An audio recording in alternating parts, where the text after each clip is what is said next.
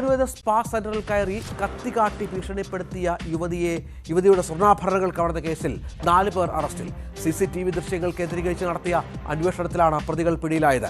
വെള്ളിയാഴ്ച വൈകിട്ടാണ് പാൽക്കുളങ്ങരയിലെ സ്ഥാപനത്തിൽ കവർച്ച നടന്നത്.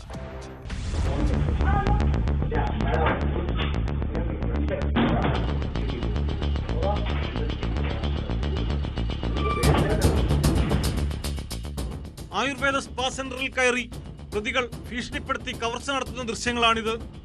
പാൽക്കുളങ്ങരയിൽ വെള്ളിയാഴ്ച വൈകിട്ടോടെയായിരുന്നു സംഭവം.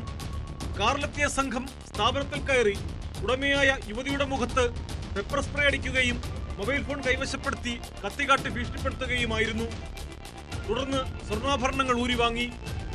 മേശയിൽ നിന്ന് പണവും ഇവർ കവർന്നു. യുവതിയും ജീവനക്കാരനായ യുവാവും മാത്രമാണ് ഈ സമയം സ്ഥാപനത്തിലുണ്ടായിരുന്നത്.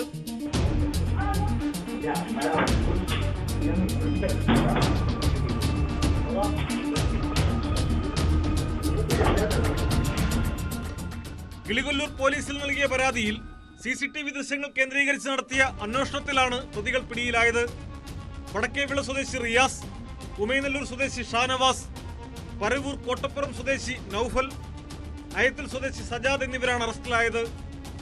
തെളിവെടുപ്പിന് ശേഷം കോടതിയിൽ ഹാജരാക്കിയ പ്രതികളെ റിമാൻഡ് ചെയ്തു.